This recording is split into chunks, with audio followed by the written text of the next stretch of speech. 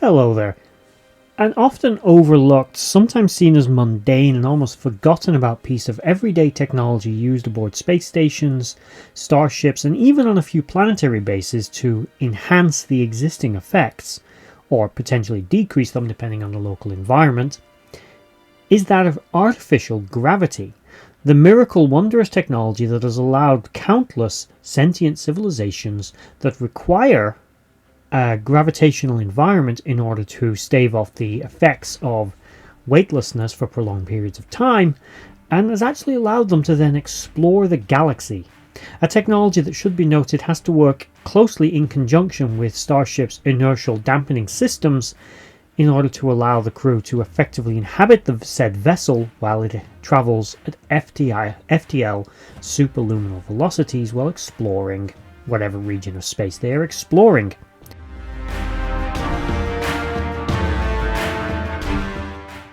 Artificial gravity.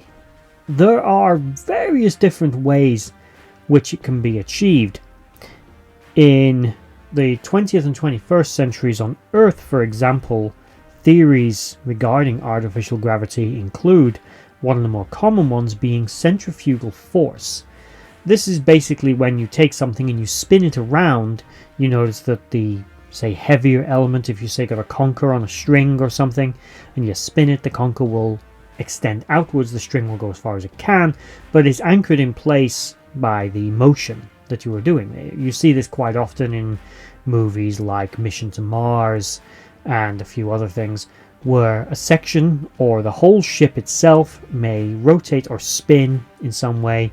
A very famous user of the technology was obviously the Babylon 5 universe, the Babylon 5 station itself, as well as many Earth Force vessels, utilizing either a spinning section or again the entire ship or object spinning, which then generates the gravity depending on how quickly it's spinning, and you basically walk around the edges of it. But in Star Trek they've moved way beyond that capability, and they utilize gravity evenly distributed aboard every vessel, every deck, everywhere, bar that supposed sweet spot that we know Earth vessels had, at least during the 22nd century. Whether or not that continues on with every starship or is something that they've fixed in the future, we're not too sure. Maybe in some cases. But the sweet spot, as it was known, was an area where the gravity sort of went a little weird, and if you pushed yourself off at the right place, you would literally float weightless for a moment before the gravity would re-engage, but the wrong way round, and you would sit on the ceiling. This was often an area of the ship that was found by the boomers, the explorers of space and on cargo ships, who were the real first intrepid humans to leap themselves off Earth and go out into deep space, far before Starfleet, it should be pointed out. But what exactly is artificial gravity within Star Trek? Now, most races have it, everybody uses it, but everyone kind of takes it for granted. A fairly prophetic thing stated by Captain James T. Kirk once went as follows: "It can be a challenge to feel grounded when even gravity is artificial." And yeah, for living your entire life in space, I can see how that would be kind of something you would feel. We've seen other races obviously utilize artificial gravity, and they all seem to achieve it, as far as we can tell, through fairly similar methods. The so-called gravity plating or gravity net used aboard starships. It's used by every race, from the Kazon in the Delta Quadrant to the Dominion in the Gamma, to the Federation in the Alpha and the Romulans in the Beta. Everybody seems to use it, but what or how does it actually work, and what does it do? Well, obviously, it's a synthetic environment aboard the ship. It simulates whatever gravitational level you want or need aboard said vessel, and it can be section specific. As we see in 2155 in the Mirror Universe, the Terrans alter the gravity of a ship in a specific area, a specific junction of the vessel. They increase the strength of the grav plating in one specific point on the ship, forcing a Gorn down to the ground, while the humans stood just a few feet away from it were not affected, meaning the gravity aboard these ships, particularly aboard Federation vessels, which is what they were aboard, is very, very specific and very localized. So it's generating a very local magnetic gravitational field where another being can stand literally feet away from it but not be affected by the enhanced or decreased gravity therein. In an episode of Deep Space Nine, we see that a non-human who requires a lighter gravitational environment had her quarters altered so that she could move more like she could in her natural environment, not be encumbered by the heavy 1G Earth-like gravity aboard the rest of the station that most other humanoids are comfortable in, but she had severe mobility issues, not unlike those suffered by the Gorn when it was having the gravity below its feet increased, although maybe slightly less deliberately. We've also seen gravity fails on certain decks aboard starships, meaning you can have gravity on a deck below you, but that gravitational field is limited in range, meaning that the deck above is not affected by the deck below. And seemingly you could increase the gravity in those areas and it again not affect the people above it, meaning it's some kind of very localized area effect technology. You can have gravity go out on deck 3, but it doesn't affect the gravity on deck 2. Or, more accurately, the gravity loss on deck 3 is not affected by the gravity on deck 4, still sticking you to the ground. You can lose it in specific sections, and again, on the same deck, you can literally walk into an ungravitational field. We saw Species 8472 disable the gravity aboard the USS Voyager at one point in order to evade detection, and make it more difficult for its pursuers to move around, as they will be weightless while it really wasn't bothered by such things.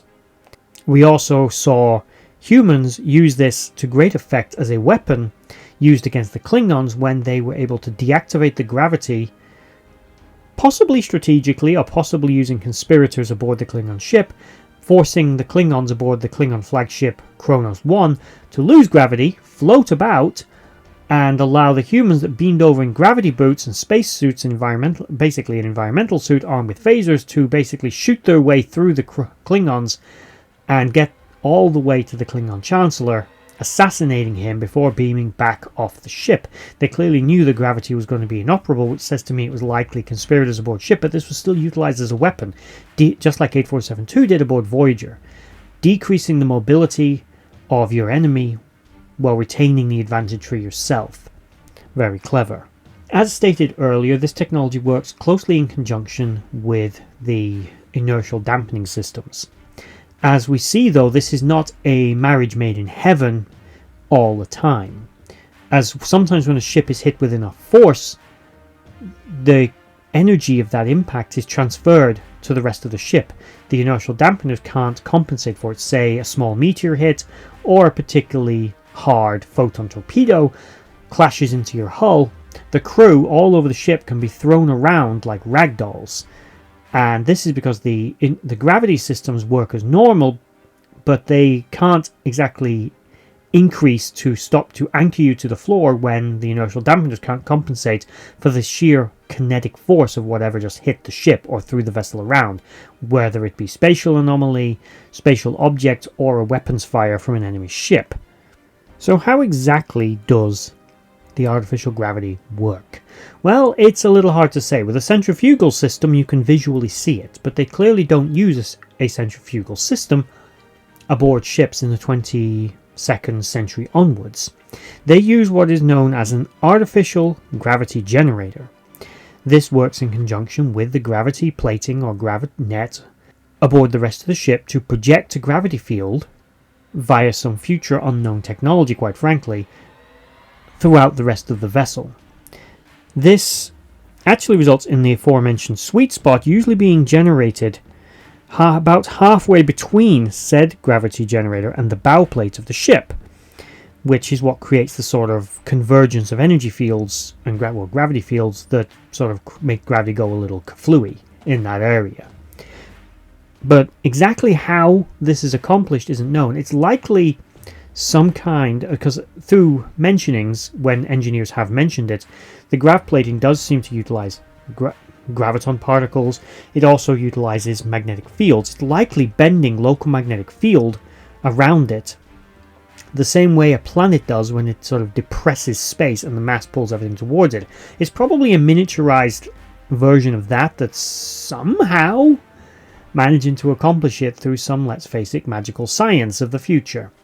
The essential components required for generating an artificial gravity field aboard any starship, whether it be a sublight shuttlecraft, a Federation starship, a Borg cube, or any other vessel that utilizes this system, seem to be an artificial gravity generator, which appears to be the source of the technology, a gravity grid or gravity net spread throughout the vessel through every deck, graviton stabilizers, all to accomplish an artificial simulation of a gravity environment. There seems to be a lot of control over this technology, but it's underestimated just how essential this technology is for space exploration. Without it, there wouldn't be space exploration. Without inertial dampeners, everyone aboard the Enterprise would be a stain on the back wall. Without gravity to hold you to the ground by the time you got to your destination, even at faster than light speeds, any alien environment, whether it be slightly light gravity or heavy gravity, your bone deterioration would be so severe, your use to it would be so extensive to being in 0G, you probably wouldn't be able to easily acclimatize back to a gravity environment. Along with this, of course, particularly within organized states such as the Federation or likely the Romulan and Klingon empires, zero gravity environment training is absolutely essential, because the likelihood that gravity systems aboard a starship will fail is limited, but you are, after all, in space, and the moment you step outside the ship, go on the hull, transport over to an asteroid or whatever, it can be either a low gravity environment or a zero gravity environment. And although officers like Worf note that such things make them sick to their stomach, it's still essential for you to pass it at Starfleet Academy. Military personnel, such as the Makos, also underwent either low gravity training or zero gravity training in addition to their conventional military training, because all environments in the 22nd century onwards include space, which doesn't have any gravity of its own until you arrive at a big object. I should also point out to my earlier comment, there is gravity utilized on low gravity worlds, such as the Moon around Earth, Luna. The outposts and colonies there also utilize artificial gravity fields to strengthen the gravity at certain locations where the humans are living, because obviously although the Moon's gravity is okay, it's not 1G Earth, and you would still suffer some of the effects of a low gravity environment, such as weakening of bone and muscle, and generally potentially nausea and other such long-term psychological effects, which you might also suffer from the low gravity zero atmosphere environment. So artificial gravity is also employed at these locations simply to make it more normal for the people living there. Well, that is artificial gravity in Star Trek and its essential uses and ubiquity throughout the entire Federation.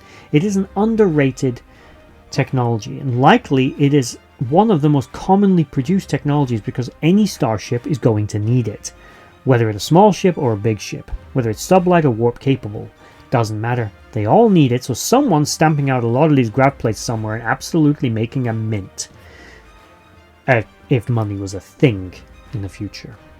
So there's a Ferengi somewhere making an absolute fortune of artificial gravity plating for all the Marauders and shuttles, probably the Nagus. So there we have it. If you made it all the way to this video, I thank you for watching, and bye bye.